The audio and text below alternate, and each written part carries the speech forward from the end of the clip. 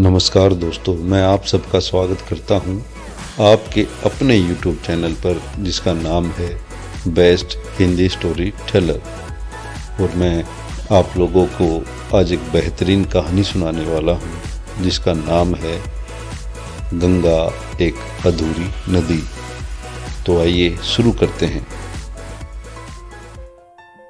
गंगा अब 65 वर्ष की हो चुकी है।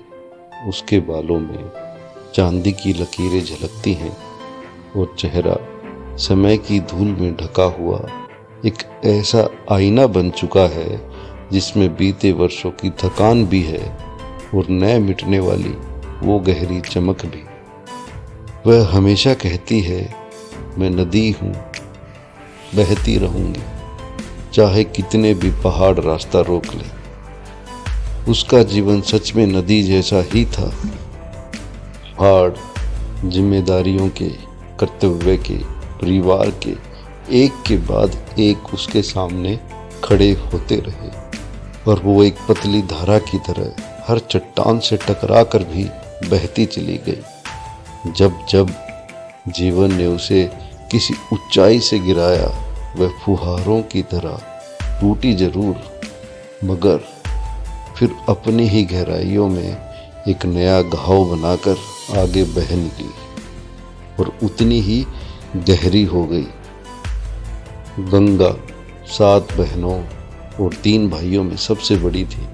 पिता बहुत ही जल्द चल बसे। घर की दहलीज पर ही बचपन दफन हो गया। माँ की आंखों में हर रोज विश्वास और निराशा की 2 धाराएं बहती थी। और उस दिन गंगा ने तय किया कि अब मैं इस घर की छत भी हूँ और स्तंभ भी। 16 की उम्र में ही उसने सिलाई सीखना शुरू किया। धीरे धीरे उसकी उंगलियों ने धागों में कविता लिखना शुरू कर दी। कितनी ही लड़कियों के लिए वो दुल्हन का जोड़ा तैयार करती। लाल, हरा, चमकीला, सुर्ख मनकों से सजा हुआ। सभी शादियों की यादें उसके सुई और धागे में बस जाती और उसकी अपनी सुई कभी भी उसके लिए नहीं चली। और फिर एक दिन उसके जीवन में राम आया। राम पास के ही गांव का एक लड़का था, पढ़ा लिखा, शांत, गहरी आंखों वाला। वो गंगा की दुकान पर अपनी बहन का शादी का लहंगा लेने आया था। पर उसी दिन गंगा की सादगी देखकर उसके दिल का धागा गंगा से बंध गया।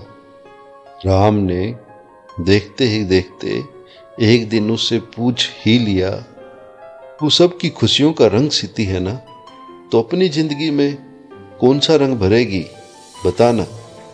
गंगा मुस्कुराई पर उसके चेहरे पर उस मुस्कान का आधा हिस्सा जिम्मेदारियों में दबा था। धीरे धीरे दोनों पास आए। घर की छत पर बैठकर लंबी लंबी बातें होती। राम अक्सर कहता, एक दिन तेरे लिए मैं लाल चुनरी जरूर लाऊंगा, और गंगा बस मुस्कुरा देती। वो सपना देखती पर उसे सच करने की हिम्मत नहीं थी। एक बार दोनों ने रास्ते के किनारे एक छोटा सा पौधा लगाया था। राम बोला, जब यह पेड़ बड़ा होगा तब हम दोनों भी एक हो चुके होंगे।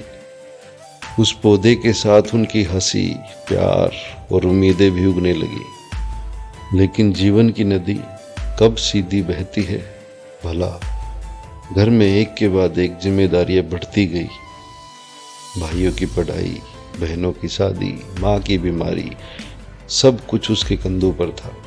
राम ने कई बार कहा, गंगा हम शादी कर सकते हैं, मैं भी कमा लूंगा, दिन काट लेंगे, बस तू हामी भर दे।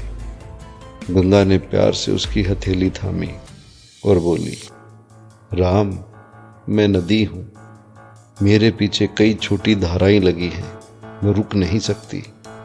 राम चुप हो गया। वो जानता था कि सामने खड़ा पहाड़ बहुत बड़ा है और एक दिन वह अपनी मजबूरियों के साथ दूर चला गया।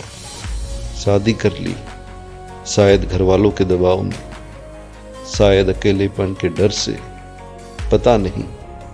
गंगा उस दिन पहली बार अपने कमरे में गला फाड़ फाड़ कर रोई। और अगले ही दिन फिर दुकान खुली, सुई चली, जिंदगी बहती रही। साल दर साल गुजरते गए, बहनें ब्याही गई, भाई पढ़ लिख कर अपने घर बसाने लगे, माँ भी चली गई और गंगा अपने बचपन के आंगन में अकेली रह गई। उसका शरीर थक चुका था, पर उसका मन अब भी उस नदी की तरह था जिसे रोकना असंभव था। वो हर दिन काम करती, लोगों के कपड़े सीती, शादियों के लहंगे बनाती, लेकिन जब भी दुल्हन का लहंगा पैक करती, दिल के किसी कोने में एक हल्की टीस उठ जाती। मैंने सबके लिए लाल जोड़े सिए, पर अपने लिए कभी नहीं। एक दिन वह उसी पौधे को देखने गई जो उसने और राम ने लगाया था। अब वह एक बूढ़ा पेड़ बन चुका था। उसकी शाखाएं झुकी हुई थी, जैसे समय का वजन उस पर भी था। गंगा ने तने को हाथ लगाया, ठंडा, सख्त, लेकिन अंदर एक अजीब सी गर्माहट थी। उसे लगा जैसे पेड़ उसको कुछ कह रहा हो। तेरा प्यार अधूरा नहीं था, बस अधूरा रह गया। गंगा का दिल पिघल गया। उसने आखिरी बार राम को कई साल पहले देखा था, बस दूर से। परिवार में व्यस्त था, वो भी बूढ़ा हो चुका था। गंगा के लिए उसकी आंखों में अब भी वही पुरानी शर्मीली मुस्कान थी। अब गंगा अकेली रहती है, उसकी उंगलियां कमजोर हो गई हैं, पर सिलाई अभी भी करती है।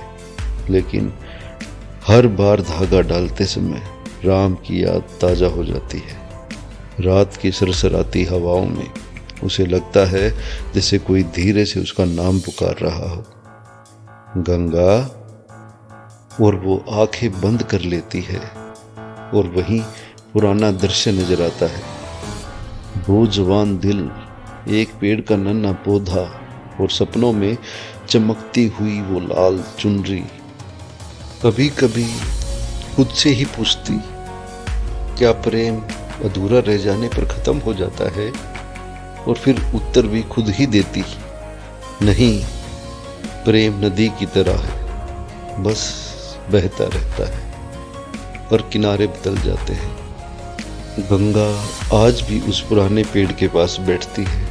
हवा जब पेड़ की शाखाओं को खिलाती है तो उसे लगता है जैसे राम उससे बात कर रहा हो। जब कोई पत्ता गिरता है वो उसे उठाकर अपने आंचल में रख लेती है। हम दोनों की प्रेम कहानी भले ही अधूरी रह गई, पर यह पेड़, ये हवा, ये यादें, ये सब मेरे राम को मेरे अंदर जीवित रखे हुए हैं। और फिर वह हल्की मुस्कान देती है, वही मुस्कान जो कभी राम को बहुत पसंद थी। गंगा उठकर धीरे धीरे घर की ओर चलती है। उसके कदम धीमे हैं, पर दिल में नदी की वही पुरानी ताकत अब भी उसमें बह रही है, अथक, अनथक, अमर। यही थी गंगा की अधूरी कहानी। तो बताइएगा दोस्तों, आप लोगों को ये कहानी कैसी लगी? अगर आप लोगों को अच्छी लगी तो कृपया करके कमेंट कीजिएगा और अपना प्यार देने के लिए लाइक कीजिएगा और मेरे चैनल को सब्सक्राइब कीजिएगा। और ऐसी ही बेहतरीन कहानी सुनने के लिए बेल आइकन को दबाइएगा। धन्यवाद।